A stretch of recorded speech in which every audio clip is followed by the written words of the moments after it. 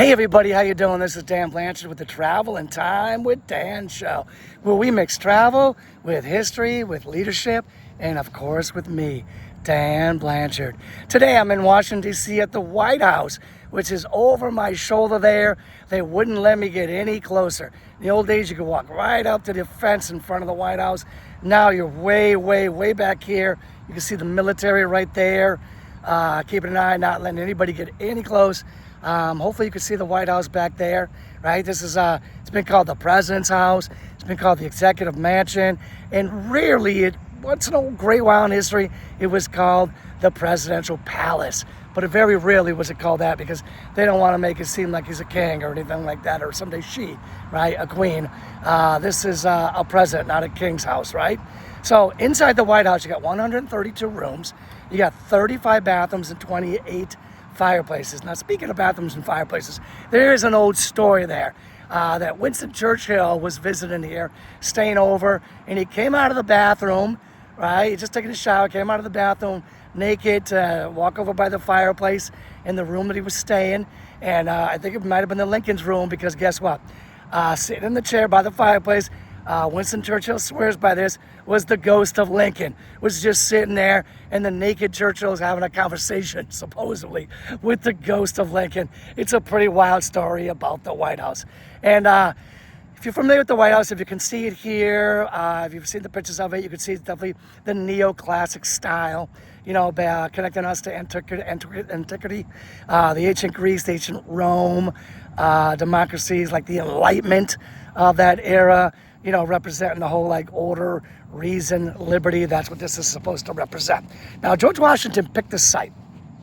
He didn't get to live here, right? He picked this site. He didn't get to live here. He didn't lay the cornerstone, right? He laid the corners. That's a myth, but he laid the cornerstone here.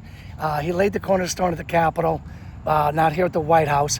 But just like the Capitol, the cornerstone of the White House disappeared, and it's a huge mystery. Like, what happened, right, to that? I mean, there's a very good chance that the Freemasons were here for the ceremony of laying the cornerstone, because that's just what they did, right, during those days. And President Truman, later in life, you know, we're talking 1950s here, late 40s, early 50s.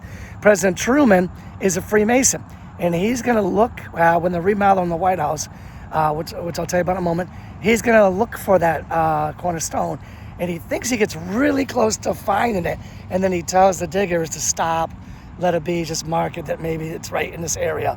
Well, not, but that cornerstone is a mystery. All right. Now, again, the question comes out: did slaves build the White House? And the question is, or the answer is, yes. They had a part in everything that was being built in Washington, D.C. And again, they were rented, not bought. That's how the government sort of got around it, right? Now, so who was the first one to live in this house? It was John Adams. John Adams was president in Philadelphia. Did his first 2 years in Philadelphia, the 10 years, the Residence Act of 1790, 2 years there. And then he came here in 1800, because that was the deal they made. Came here in 1800, it's just like all swampland, right? The slaves all over the place working on stuff, trees everywhere being cut down. I mean, it was just crazy if you imagine what it must have been like. But John Adams comes into this house in 1800, and he has a prayer. When he gets there, he looks around, he has this prayer. And in this prayer, he prays that none but honest and wise men ever rule under this roof. And today it's written down in the White House and in the dining hall, right? It's written down there. Now, the first full-term president was the next president, Jefferson, and this was pretty wild. This was, it was very cool for Washington to walk away and go back to farming and just hand off power, just give up power, hand off power to Adams. But I got to tell you, when Adams does it to Jefferson here in the White House in Washington, D.C., the District of Columbia, it's even crazier, because they're arch enemies. They're almost, they don't like each other at this moment in history, right? They're like enemies. They hate each other at this moment in history. And Adams just gives Jefferson power, right? And that's huge for democracy, for a president to accept the vote and just walk away. Just walk away and say, the other guy's in charge now, right? That's a democracy. That's a peaceful transition of power. And Adams, we have to thank Adams for doing that. It could not have been easy for him to do that, right? And Jefferson, I expected maybe there might have to be some violence involved in this, and there wasn't. And Jefferson did what he had to do to get into the White House without violence, and Adams made sure that there was a peaceful transition of power, and that's really, really big. That's huge monumental event that took place in this building right here in District of Columbia, right? And Jefferson, very, very interesting person here, right? Super smart, right?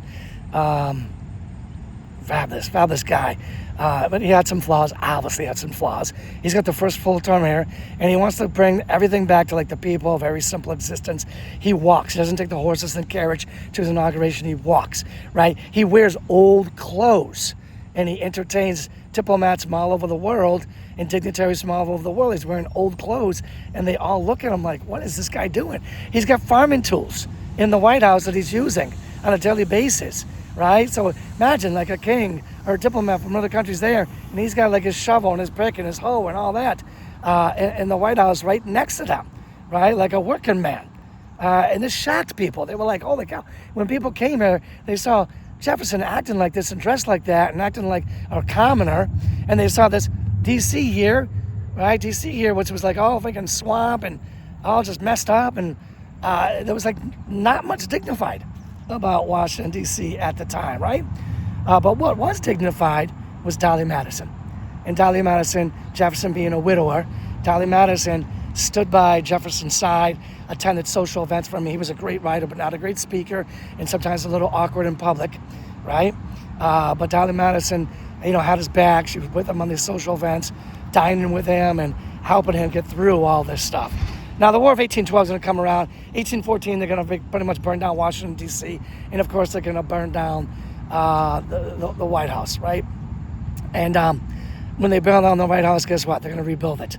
Again, some people are thinking, maybe we should get out of this place. But they're going to rebuild it and show that, we are here to stay. This is a symbol of American perseverance, after a national crisis. Some people say that when the house was burnt, the smoke made a white stain on the house, and that's why it was called the White House.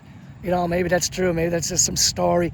But what is true is that when Teddy Roosevelt lives in this house, Teddy Roosevelt's going to officially name this house the White House. He's going to create the West Wing, right? So Teddy Roosevelt's going to expand a lot of stuff here, expand the building, the name, he's going to solidify the name of the White House, and he's going to expand the government's powers. He's the type of guy that's going to say, you know what? If the Constitution, if it's not in the Constitution that's saying I can't do it, I'm doing it. And that angered a lot of people when Teddy Roosevelt expanded the president's powers. But you know what? I think in the end, the big picture, a couple hundred years later, looking over here, maybe not a couple hundred years later, but let's say 120 years later, I think it's a good thing that he expanded the power, because it made our country a world power by him being able to do that. Now, after Roosevelt came Taft, that's his picked man. Taft's going to basically create the Oval Office in the White House. And that's kind of the idea is a little bit of a leftover from the Philly president's house in Philadelphia, the little Oval Office there, where they do a lot of their business, meet other people, other dignitaries, other presidents, other world leaders, all that stuff, right? Eventually, President Trump's going to be, let me back up here. Let me go Truman first. Eventually, Truman's going to be in the office, and the White House is going to be decaying. It's going to basically be almost falling down. There's a real crisis going on here. So Truman's going to have basically this hidden reconstruction. People aren't going to really see it happening, know it's happening, but he's going to basically put a steel frame inside the White House walls, or a steel frame. And you can imagine, right? The windows are bulletproof. The building is bomb-proof, rocket-proof, all that stuff. They got the downstairs bunkers underneath, down in the basement. This is a pretty sturdy house, but President Truman was involved in that steel frame. And then now we're hitting Trump. Trump's in the White House as I speak. He's back in, as I'm filming this, he's back in his second term in the White House, right? And he demolished the East Wing without the traditional permissions, basically. He just kind of took it upon himself and said, hey, I could do this. And he demolished the East Wing of the White House, which was very controversial, from the builder's ballroom. He's got this huge ballroom he's building there. Again, very controversial. A lot of people are thinking we don't need a ballroom. Maybe we do need a ballroom. You know what I'm saying? It's very controversial. But, maybe a bunch of years down the road, people will say, the ballroom was a good idea. But was destroying the East Wing without proper permissions a good idea? That's going to be talked about for a long time. I'm sure. Now, when I do my Travel in Time with Dan show, I mix travel with history, with leadership, and of course with me. I've given you a little view of what it looks like around here. Wish I was closer to the White House so you could see it better. But I definitely come down here, travel down here, see it. I believe you're going to make an appointment to see the inside of the White House. But you can kind of walk around and kind of get a view from afar. Now, all right, you can see, like, again, this military there, making sure nobody gets too close, right? So what's I give you some history here already. So what's the leadership? The leadership basically is this, right? Leadership is stewardship. Yes. Great leaders leave institutions stronger than they found them. I like that. Stewardship. Great leadership is stewardship. Hey, everybody. Thank you for spending time with me today. Dan Blanchard on the Travel in Time with Dan show, where we mix travel with history, leadership, and, of course, me, Dan Blanchard. Be back real soon with another great episode somewhere else. You take care, and I'll see you then.